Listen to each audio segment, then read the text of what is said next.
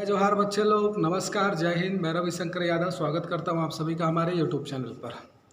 चलिए, हम लोग पढ़ रहे हैं भारत के मध्य भारत का इतिहास, और मध्य भारत के इतिहास के अंतर्गत पढ़ रहे हैं सल्तनत या दिल्ली सल्तनत, है ना। और दिल्ली सल्तनत में हमने देखा है कि 5 वंशों ने शासन किया है, जिसमें पहला आता है आपका गुलाम वंश, उसके बाद खिलजी वंश, उसके बाद तुगलक वंश, उसके बाद सैयद वंश और लोदी वंश। तो मध्य भारत के अंतर्गत या दिल्ली सल्तनत के अंतर्गत हम लोगों ने गुलाम वंश और खिलजी वंश को पढ़ लिया है ना। और अभी हम लोग जो करंट में रन कर रहे हैं वो क्या है, हमारा तुगलक वंश। और तुगलक वंश के अंतर्गत मैं आपको बताया हूँ कि 9 शासक हुए हैं कुल, जिसमें से 3 महत्वपूर्ण हैं जिसके बारे में अपने को पढ़ना है। एक आपका कौन है, गयासुद्दीन तुगलक, जो संस्थापक था, है ना, गाजी मलिक। दूसरा आपका क्या है, मोहम्मद बिन तुगलक।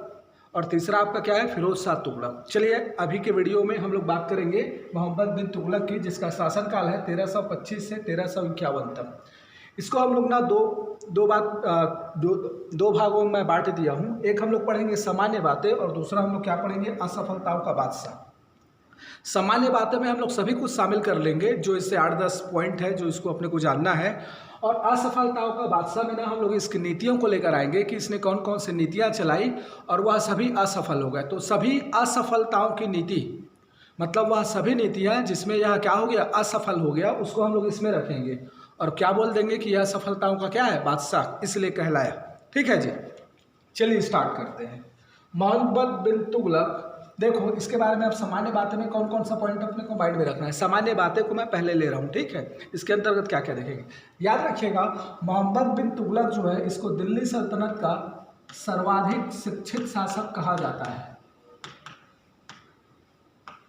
ये क्या है, दिल्ली सल्तनत का सर्वाधिक शिक्षित शासक, सर्वाधिक शिक्षित शासक कहा जाता है। ऐसा क्यों कहा जाता है, क्योंकि नॉर्मल जो इनकी भाषा थी अरबी और फारसी, ये अरबी फारसी का तो ज्ञाता था ही, लेकिन इस अरबी और फारसी के साथ, है ना, इसके साथ यदि देखा जाए तो गणित, विज्ञान, दर्शन,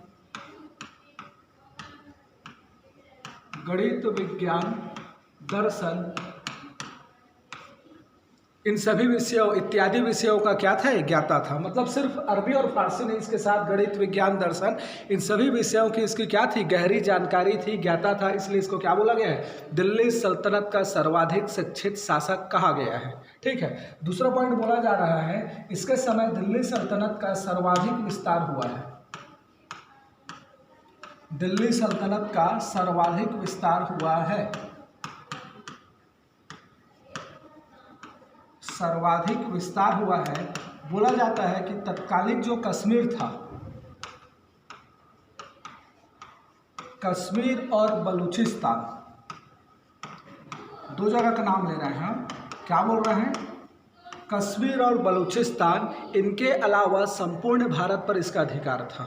ठीक है, याद रखिएगा, कश्मीर और बलूचिस्तान के अलावा संपूर्ण भारत पर इसका अधिकार था। इसलिए बोला जा रहा है कि दिल्ली सल्तनत का सर्वाधिक विस्तार इसी के काल में हुआ है।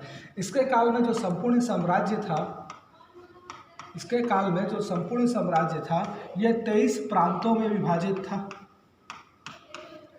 क्या था, 23 प्रांतों में विभाजित था इसका संपूर्ण साम्राज्य। ठीक है, साथ में बोला जा रहा है, याद रखिएगा, कि यह क्या था, धार्मिक रूप से उदार शासक था। देखा जाए तो धार्मिक रूप से क्या था, उदार था। अब धार्मिक रूप से उदार था, ये निकल के आता है, मतलब ये धर्म सहिष्णु शासक था। धार्मिक रूप से सहिष्णु शासक था। सहिष्णु बोलो या उदार बोलो, ठीक है, सहिष्णु या उदार, है ना। तो कैसे उदार था, तो बोला जाता है कि ये हिंदुओं के त्योहारों में बढ़ चढ़कर हिस्सा लेता था। हिंदुओं के त्योहारों में, है ना, हिंदुओं के त्योहारों में बढ़ चढ़कर हिस्सा लेता था। आप लोग पूरा लिखिएगा, मैं बोलूँगा पूरा, लिखूँगा यहाँ कम, लिखना आप लोग को है। ठीक है, तो मैं क्या बोल रहा हूँ, धार्मिक रूप से उदार था या धार्मिक रूप से सहिष्णु शासक था। कैसे पता चल रहा है, तो हिंदुओं के त्योहारों में बढ़ चढ़कर हिस्सा लेता था। साथ में होली का जो त्यौहार है, इसका आयोजन ये दरबार पर करता था।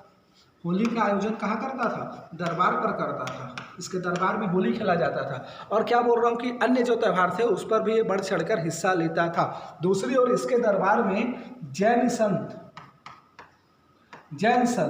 एक आए थे, राजेश्वर और जिन प्रभासूरी, जिन प्रभा सूरी। तो याद रखिएगा जैन संत राजेश्वर और जिन प्रभा सूरी आए थे और इसका इसने क्या किया था, स्वागत किया था। ठीक है, तो धार्मिक रूप से सहिष्णु का बोला जा रहा है। इसमें दो बातें आ रही कि एक तो हिंदू त्योहारों पर बढ़ चढ़कर हिस्सा लेता था और दूसरा कि अन्य जो संप्रदाय है जैन संप्रदाय, इनके संतों का इसने क्या किया था, अपने दरबार में स्वागत किया था। यहीं पर से एक पॉइंट और ऐड कर लेंगे हम, यहाँ पर बोल रहे हैं इसी से रिलेटेड कि दिल्ली सल्तनत का सर्वाधिक विस्तार हुआ है। ठीक है, सर्वाधिक विस्तार हुआ है और साम्राज्य इसका 23 प्रांतों में क्या था, विभाजित था। कश्मीर और बलूचिस्तान के अलावा संपूर्ण भारत पर इसका अधिकार था। तो सर्वाधिक विस्तार हुआ है। साथ में आप ये भी याद रखो कि सर्वाधिक विद्रोह भी इसी के शासनकाल में हुआ है। ठीक है, सर्वाधिक विद्रोह भी इसी के शासनकाल में हुआ है। ठीक है, अच्छा हो तो उसको नेक्स्ट पॉइंट बना लो। ठीक है, किसके शासनकाल में क्या हुआ है, तो सर्वाधिक विद्रोह हुआ है। इसको भी याद रखिएगा, सर्वाधिक विद्रोह हुआ है। अब ये सर्वाधिक विद्रोह के पीछे कारण कई हो सकते हैं। बोला जाता है कि अकेले दक्षिण भारत में है ना, अकेले दक्षिण भारत में ही 27 विद्रोह हुआ था।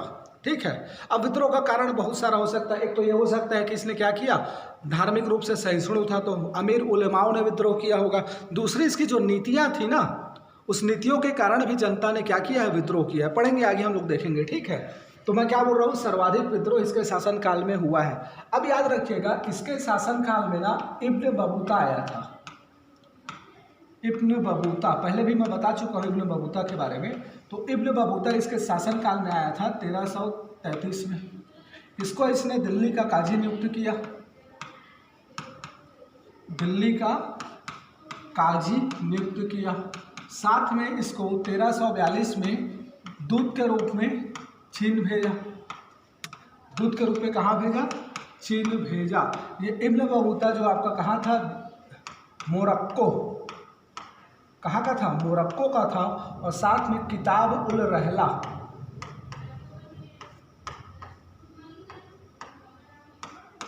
किताब उल रहला नामक ग्रंथ लिखा था। तो आपको इस बात को याद रखना है कि इब्न बतूता इसके शासनकाल में भारत आया था 1333 में। इसने इब्न बतूता को दिल्ली का काजी नियुक्त किया। साथ में 1342 में इसको कहाँ भेजा, चीन में राजदूत के रूप में भेजा। और किताब उल रहला नामक एक इसने क्या किया था, एक पुस्तक लिखी थी। इसको भी थोड़ा सा आपको याद रखना है। ठीक है, चलिए एक पॉइंट और याद रखेंगे इसमें। इसने क्या किया था, एक विभाग की स्थापना की थी, कृषि विभाग। कृषि विभाग जिसका नाम था दीवान ए कोही। इंपॉर्टेंट है, याद रखिएगा, दीवान ए कोही। तो कृषि विभाग दीवान ए कोही की स्थापना की थी। कृषि के विकास के लिए एक विभाग की स्थापना की थी, क्या, दीवान ए कोही। ठीक है, इसी से संबंधित इसने कृषि से संबंधित क्या करवाया था, अकाल संहिता का निर्माण करवाया था। किसका, अकाल संहिता का निर्माण कराया था, अकाल संहिता बनाया था। और इस अकाल के दौरान इसने कृषि ऋण की भी व्यवस्था की थी। किसकी, कृषि ऋण की, याद रखिएगा, कृषि ऋण की व्यवस्था की थी। और कृषि ऋण के अंतर्गत एक तो था आपका अकाल से संबंधित, अकाल के समय, अकाल के दौरान यदि अकाल आया है तो उस दौरान किसानों को ऋण दिया जाता था, जिसको बोला जाता था सोनधर। क्या कहा जाता था, सोनधर। और दूसरा एक ऋण था जिसको इसने कुआं खोदने और बीज के लिए, कुआं खोदने के लिए और बीज के लिए प्रदान किया था। इसको बोला गया था क्या, तकावी। तकावी है ना, वह है क्या था, तकावी। तो याद रखिएगा इसने कृषि के विकास के लिए क्या करवाया था, दीवान ए कोही नामक विभाग की स्थापना की थी। अकाल संहिता का निर्माण कराया, अकाल संहिता बनाया और यह प्रावधान किया कि अकाल के समय किसानों को ऋण प्रदान किया जाएगा, जिसे क्या बोला गया, सोनधर। इसके अलावा कुआं और बीज खोदने के लिए भी ऋण प्रदान करने की व्यवस्था की और उस ऋण को क्या बोला गया, तकावी। तो ये सोनधर और तकावी, इसको याद रखिएगा, दीवान ए कोही को याद रखना है। ठीक है, इसके अलावा कृषि के विकास के लिए नहरों वगैरह का निर्माण कराया था, जो काम गयासुद्दीन तुगलक ने भी कराया। ठीक है, इसने भी नहरों का निर्माण कराया है, ये बात इसमें आप ऐड कर लीजिएगा। ठीक है, तो हम क्या पढ़ रहे हैं, हम लोग अभी देखिए कि मैं क्या बोला कि भाई अपने को मोहम्मद बिन तुगलक को दो बातों में पढ़कर देखना, दो भाग में, एक सामान्य बातें और दूसरा क्या, असफलताओं का बादशाह। तो मैं सभी बातों को ना सामान्य बातें के अंतर्गत समाहित किया हूँ। जैसे कि मैं क्या बता दिया, सर्वाधिक शिक्षित एवं योग्य शासक, दिल्ली सल्तनत का सर्वाधिक विस्तार कश्मीर और बलूचिस्तान के अलावा संपूर्ण भारत पर इसका क्या था, अधिकार था। इसके अलावा क्या, साम्राज्य 23 प्रांतों में विभाजित था। धार्मिक रूप से क्या था, उदार था। उदार था इन द सेंस क्या, हिंदुओं के त्योहारों में बढ़ चढ़कर हिस्सा लेता था, होली का आयोजन दरबार में करता था। दूसरी ओर मैं क्या बोल रहा हूँ, राजेश्वर और जिन प्रभा सूरी, ये जो जैन संत थे, इनका इसने क्या किया, स्वागत किया। इसके शासनकाल में सर्वाधिक विद्रोह हुआ है। अकेले दक्षिण भारत में कितना विद्रोह हुआ है, 27 विद्रोह है। कहीं पर आपको 33 लिखा मिलेगा, कहीं पर 36 भी लिखा मिला है टोटल विद्रोह का, लेकिन दक्षिण भारत में टोटल कितना विद्रोह है, 27, इसको याद रखिएगा। इसके अलावा क्या बोल रहा हूँ, इब्न बतूता आया था, ठीक है, दिल्ली का काजी नियुक्त किया, दूत के रूप में इसको कहाँ भेज दिया, चाइना भेज दिया। मोरक्को से आया था, किताब उल रहला की इसने क्या की थी, लिखा था, रचना किया था। इसके अलावा एक पॉइंट मैं क्या बता रहा हूँ, सबसे इम्पॉर्टेंट पॉइंट है कि कृषि के लिए, कृषि के विकास के लिए दीवान एक कोही नामक विभाग की स्थापना की थी। अकाल संहिता का निर्माण कराया था। अकाल के लिए ऋण की व्यवस्था की थी, जिसको क्या बोला गया, सोनधर। और इसके अलावा कृषि के विकास के लिए कुआं और बीज के लिए ऋण भी की व्यवस्था की थी, जिसको क्या बोला गया, तकावी। इसके अलावा ना एक पॉइंट और याद रखिएगा कि इसने क्या किया था, बोला जाता है कि दिल्ली का पहला सुल्तान था जिसने अपने सिक्कों पर खलीफा का नाम अंकित कराया। इस पॉइंट को याद रखना है। एक पॉइंट और अलग से बोल रहे हैं कि दिल्ली का क्या प्रथम सुल्तान था, दिल्ली सल्तनत का। तो ये दिल्ली सल्तनत का प्रथम सुल्तान, क्यों प्रथम सुल्तान, किसको लेकर, तो सिक्कों पर खलीफा का नाम अंकित कराया। सिक्कों पर इसने क्या कराया था, खलीफा का नाम अंकित कराया था। तो याद रखिएगा, इसने सिक्कों पर खलीफा का नाम अंकित कराया था। इस पॉइंट ऑफ व्यू से दिल्ली सल्तनत का क्या है, प्रथम सुल्तान है। ठीक है जी। अब बात आती है कि क्यों इसको असफलताओं का बादशाह कहा जाता है ना। तो किसका, असफलताओं का बादशाह। देखिए, यदि असफलताओं के बादशाह की बात करें तो इसकी जो कुछ नीतियां थी ना, ये नीतियां असफल हो गई। इसने कुछ कार्य किया, नीतियां बनाई, वह सभी क्या हो गई, असफल हो गई। उसी को अपने को देखना है कि क्या क्या थी। पहला था कृषि क्षेत्र, या पहला समझो राजधानी परिवर्तन। इसने क्या किया था, राजधानी परिवर्तन किया, ठीक है, यह असफल हो गया। दूसरा काम इसने क्या किया, तो दूसरा काम इसने क्या चलाया, सांकेतिक मुद्रा चलाया। ठीक है, सांकेतिक मुद्रा चलाया, यह भी क्या हुआ, असफल हुआ। तीसरा इसने क्या कराया, कर में वृद्धि करी, कर में वृद्धि। ये को जो कर वृद्धि था ये दोआब क्षेत्र में था, ठीक है। और साथ में क्या कराया, तो साथ में एक प्रयोग किया था, उसकी भी बात करेंगे। ये भी क्या हुआ, असफल हुआ। और एक बोला जा रहा है इसका खुरासान प्लस कराचिल, ये दो क्षेत्र है, खुरासान और कराचिल, इन दोनों का अभियान, ये भी इसका क्या हुआ, असफल हुआ। मतलब ये 5 नीतियाँ, या देखा जाए तो ऑल ओवर 4 नीति है ना। इसको अगर प्रयोग को भी जोड़ लेंगे तो 5, लेकिन 4 ही समझो, ठीक है। तो ये जो 4 नीतियाँ चलाई इसने, यह चारों नीतियाँ इसकी क्या हो गई, असफल हो गई। इसीलिए इसको बोला जा रहा है क्या, असफलताओं का बादशाह। चलिए, अब मैं यहाँ पर बात करते हैं हम लोग सबसे पहले राजधानी परिवर्तन की।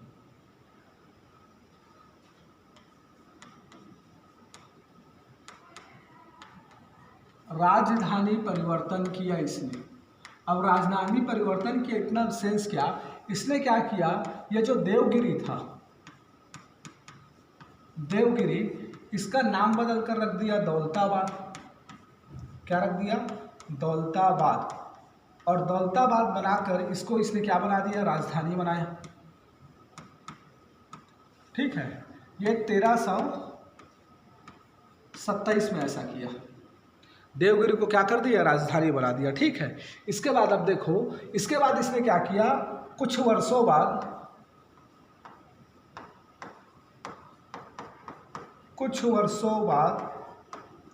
पुनः दिल्ली को राजधानी बना दिया। पुनः क्या किया, दिल्ली को राजधानी बना दिया। अब ऐसा हुआ क्यों है, बात समझिएगा। अब मैं एक्सप्लेन कर रहा हूं इसको। देखो, दौलताबाद, दिल्ली से दौलताबाद, मतलब ये अगर हम देखा जाए तो दिल्ली से दौलताबाद है ना, दिल्ली टू दौलताबाद, ये जो दौलताबाद है आपका, इसकी दूरी थी 700 मील। कितनी थी? 700 मील, है ना। चलिए, करंट में अगर देखा जाएगा तो महाराष्ट्र के औरंगाबाद के आसपास का क्षेत्र है ये। चलिए ठीक, अब इसने क्या किया, क्यों ऐसा किया, है ना। तो इसको क्यों ऐसा किया, इसमें दो बातें निकल कर आती है। कुछ इतिहासकारों का मानना है क्योंकि दौलताबाद इसके साम्राज्य के केंद्र में स्थित था, है ना, और मंगोलों के आक्रमण से दौलताबाद क्या था सुरक्षित था, इसलिए इसने क्या किया, इसको राजधानी बनाई। मतलब दो पॉइंट, एक तो साम्राज्य के केंद्र में था और दूसरा क्या, बाहरी आक्रमण जहाँ पर सारा मंगोलों आक्रमण से क्या थी, सुरक्षा इसको प्राप्त थी, केंद्र में था, इसलिए कोई खतरा नहीं था। इसलिए इसने क्या किया, दिल्ली सल्तनत को राजधानी बनाई। पहला साम्राज्य के केंद्र में था और दूसरा क्या, बाहरी आक्रमण से इसको सुरक्षा प्राप्त होती।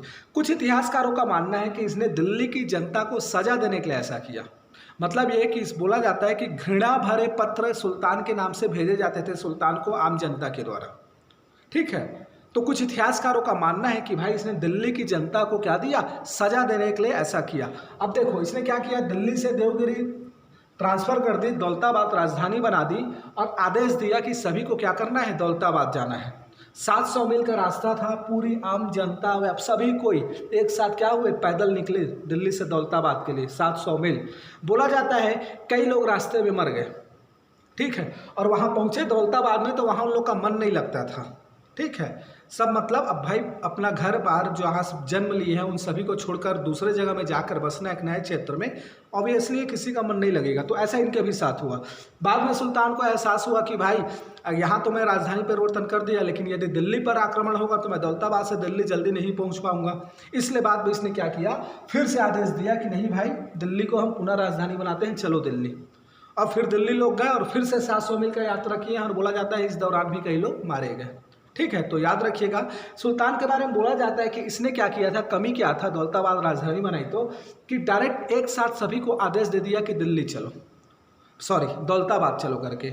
दौलताबाद में पहले से कोई इंफ्रास्ट्रक्चर का निर्माण नहीं कराया, मतलब सिस्टमेटिक ढंग से बनाया जाता है ना कि किसी क्षेत्र को यदि राजधानी बनाना है तो पहले इंफ्रास्ट्रक्चर डेवलप करो, आधारभूत संरचना डेवलप करो वहाँ, है ना, कहाँ पर स्कूल होगा, कहाँ पर शॉपिंग मॉल होगा, कहाँ पर कार्यालय होगा, ये सब के लिए बिल्डिंग वगैरह डेवलप कर लो, मार्केट कहाँ होगा, उसके बाद व्यापारियों को या कुछ लोगों को पहले वहाँ पर सेटअप करो, उसके बाद फिर आम जनता को भेजो। लेकिन इसने क्या किया, डायरेक्ट सभी को आदेश दिया जाओ करके।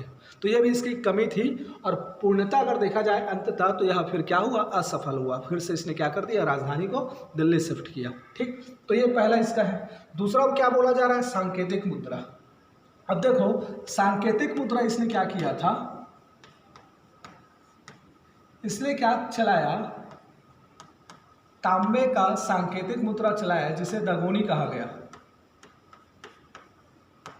क्या बोला गया, दगोनी, ठीक है। तो ये जो तांबे का सांकेतिक मुद्रा चलाया था दगोनी, लेकिन इसमें कमी रह गई थी। कमी ये रह गई थी, इस जो दगोनी थी इसमें कमी ये रह गई थी कि इसमें कोई राजकीय चिन्ह नहीं था,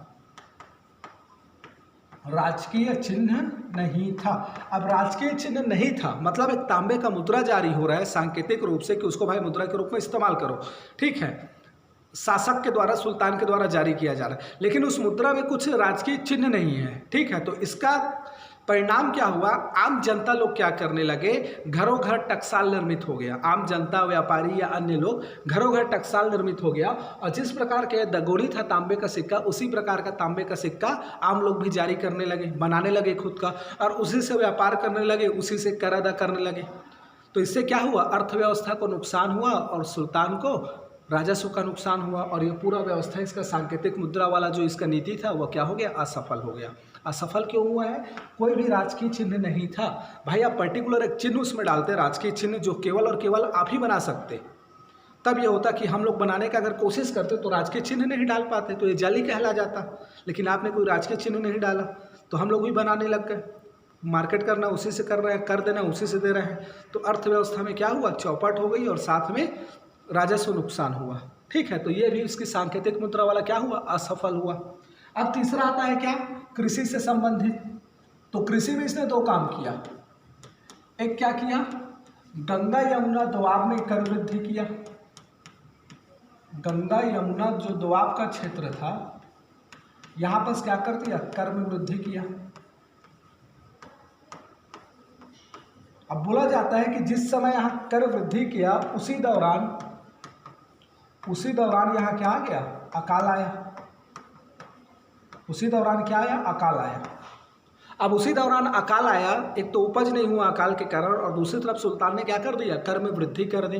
तो बोला जाता है आम जनता ने सुल्तान के प्रति क्या किया, विद्रोह किया, विरोध किया इसकी इस नीति का, और बाद में इसको फिर से सुल्तान ने क्या किया, उस कर को कम कर दिया, जो बढ़ाया था उसको वापस ले लिया। तो समय गलत था यहाँ पर, जब इसने कर में वृद्धि की उसी दौरान क्या गया, अकाल आ गया। ठीक है, इसलिए इसको क्या करना पड़ेगा, इसको वापस लेना पड़ा। ठीक, तो ये भी क्या हुआ, असफल हुआ। दूसरा इसने क्या किया, जमीन का एक टुकड़ा लिया, जमीन का टुकड़ा, और कृषि से रिलेटेड उसमें प्रयोग करने लगे, उत्पादन के लिए, नए प्रयोग उत्पादन के लिए। ठीक है, तो एक टुकड़ा लिया गया जमीन का, ठीक है, कहीं भी एक जमीन का टुकड़ा लिया सरकार की ओर से, और उसमें नए प्रयोग किए गए उत्पादन के लिए, और इस प्रयोग के चक्कर में उसमें लगभग 70 लाख रुपया खर्च किया गया। लेकिन 3 वर्षों के बाद भी कोई रिजल्ट नहीं आया। 3 वर्षों के बाद भी कोई रिजल्ट नहीं आया। ठीक है जी, तो बोला जाता है 3 वर्षों के बाद भी कोई भी रिजल्ट नहीं आया। ठीक है, अब क्यों नहीं आया, तो बोला गया कि ये भाई जो तुम टुकड़ा लिए थे, ये टुकड़ा ही क्या था, अनुपजाऊ था। देखो मतलब सुल्तान के द्वारा एक बहुत बड़ा भूमि का टुकड़ा लिया गया है, उसमें कृषि से संबंधित ये प्रयोग करवा रहे हैं उत्पादन के लिए। ठीक है, और साथ में पैसा फूके जा रहे हैं 70 लाख रुपया खर्च हो गया, 1 वर्ष बीत गया, 2 वर्ष बीत गया, तीसरा वर्ष भी बीत गया, और कोई उत्पादन का रिजल्ट ही नहीं आया। बाद में पता चला कि ये भाई ये भूमि का टुकड़ा ही क्या है, अनुपजाऊ है करके। तो 70 लाख रुपया खर्च हो गया, 3 वर्ष चला गया, इनकी जो भी इनका क्या हो गया, कर्मचारी अधिकारी वो सब इसमें लगे होंगे, और टोटल क्या हुआ, पैसा बर्बाद हो गया। तो यह भी नीति क्या होगी, असफल। तो याद रखिएगा, पहला मैं आपको क्या बताया, राजधानी परिवर्तन, दूसरा क्या बताया, सांकेतिक मुद्रा, तीसरा क्या बताया, कृषि से संबंधित, गंगा यमुना दोआब का क्षेत्र में कर वृद्धि, और दूसरा क्या, नए अनुप्रयोग, ये भी क्या हुआ, असफल हुआ। अब आता है आपका क्या, अभियान। एक है आपका क्या, खुरासान। ये खुरासान है, मध्य एशिया का एक क्षेत्र था। ठीक है, और इस खुरासान के विरुद्ध इसने क्या किया था, मिस्र के अबू सैयद, ये मिस्र का राजा था, अबू सैयद जो मिस्र का क्या था, शासक था। तो इस मिस्र के शासक से इसने क्या कर लिया था, गठजोड़ कर लिया था कि ठीक है भाई, अनुबंध किया था। ठीक है, समझौता किया था मिस्र के शासक से, क्या समझौता कि हम क्या करेंगे, खुरासान पर अभियान करेंगे। मतलब विरोधी कौन है, खुरासान का शासक और ये मिस्र का शासक, ये दोनों क्या है, विरोधी है। अब ये मिस्र का शासक चाहता है कि मैं खुरासान पे अभियान करूं, और इस अभियान में इसकी तरफ से और कौन साथ में आ जाता है, मोहम्मद बिन तुगलक, है ना। इसका मानना था कि मेरा भी क्या होगा, यहाँ शासन स्थापित होगा, इसलिए मैं खुरासान अभियान के लिए इसने क्या कर लिया, अबू सैयद के साथ समझौता कर लिया। और इस समझौता के तहत इसने 3.70 लाख मतलब 3,70,000 की सेना गठित कर ली, और उस सेना को 1 वर्ष का अग्रिम वेतन भी दे दिया। क्या दे दिया, अग्रिम वेतन भी दे दिया। देखो 3,70,000 की सेना गठित कर ली, और साथ में उनको 1 वर्ष का अग्रिम वेतन भी दे दिया। ठीक है जी, इसके बाद क्या हुआ, यहाँ राजनीतिक परिस्थिति बदल गई, और इन दोनों के मध्य समझौता हो गया। मतलब खुरासान के शासक और मिस्र के शासक के मध्य समझौता हो गया। मतलब ये अभियान अब क्या हो गया, रद्द हो गया, और इधर इसने क्या किया था, 1 वर्ष का अग्रिम वेतन दे दिया था। तो इस तरीके से क्या हुआ, यह भी इसका क्या हुआ, समाप्त हुआ। एक अभियान है इसका, कराचील अभियान। कराचील अभियान, 2 मिनट, है ना, कराचील अभियान। अब कराचील अभियान के बारे में क्या बोला जा रहा है, तो कराचील जो क्षेत्र था वो पहाड़ी क्षेत्र था। ठीक है, उत्तराखंड हिमाचल का कोई क्षेत्र होगा, कराचील बोला जाता है कि पहाड़ी क्षेत्र था। ठीक है, इसने वहाँ पर सेना भेज दी, और इस कराचील जो क्षेत्र था, इस क्षेत्र की कोई सटीक जानकारी नहीं थी, सटीक जानकारी रास्ते की नहीं थी, या भूभाग की जानकारी नहीं थी। ठीक है, इस क्षेत्र की इसका क्या है, वहाँ पर क्या है, थोड़ा मतलब कैसा भूभाग है ना, कौन सा रास्ता कहाँ से किधर जाएगा, इसकी जानकारी नहीं थी। और ये पहाड़ी, दुर्गम पहाड़ी क्षेत्र था कराचिल। तो बोला जाता है कि इसने यहाँ सेना भेजी और इसकी सेना वहाँ क्या हो गए, भटक गए, रास्ते से इधर उधर हो गए, भूखे प्यासे उधर ही मर गए। बोला जाता है कि वापस केवल 3 से 10 सेना ही क्या हुई, वापस आई।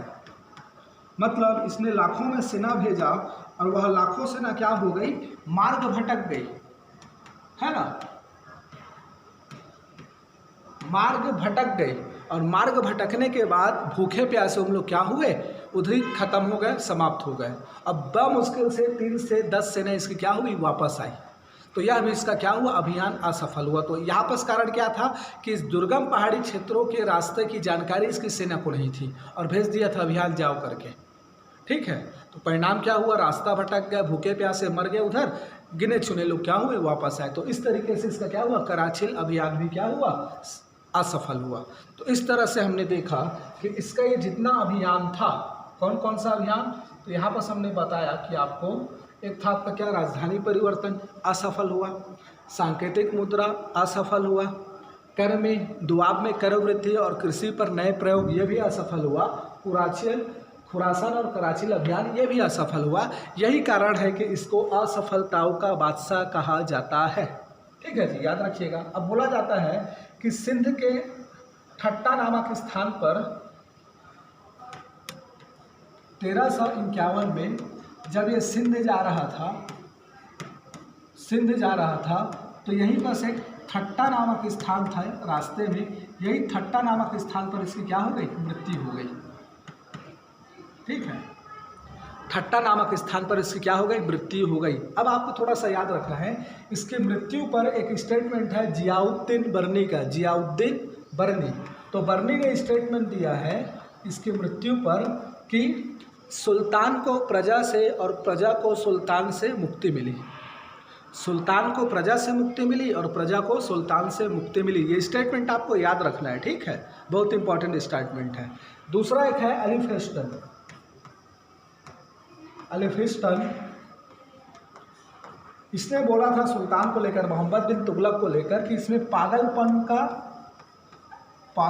का क्या है, अंश है करके।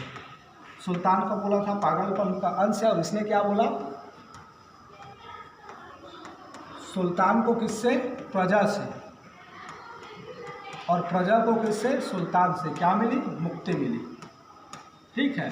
इसके अलावा ये जो मोहम्मद बिन तुगलक है, इसको बोला जाता है सनकी कूर, उपाधि इसको प्रदान की गई है कि क्या था, सनकी शासक था, क्रूर शासक था, रक्त पिपासु, है ना, ये सभी संज्ञाएं इसको प्रदान की गई है ना। तो याद रखिएगा, इतना कुछ अपने को ना मोहम्मद बिन तुगलक के बारे में जानना है, ठीक है। तो याद रखिएगा, समझ में आया होगा तो ठीक है, नहीं समझ में आया होगा तो वीडियो फिर से देखिए। मैं आपको कोशिश कर रहा हूँ समझाने का, लिख मैं ज़्यादा नहीं सकता, ठीक है। या दूसरा काम ये होगा कि पहले से रिटर्न मैं PDF में बना कर लाऊँ और उसको फिर आपके सामने एक्सप्लेन करता जाऊँ, जो लिखा रहेगा उसी को मैं बोलता जाऊँ। तो ऐसा सिस्टम थोड़ा अच्छा नहीं लगता है ना, ये हमको ज़्यादा बेटर लगता है।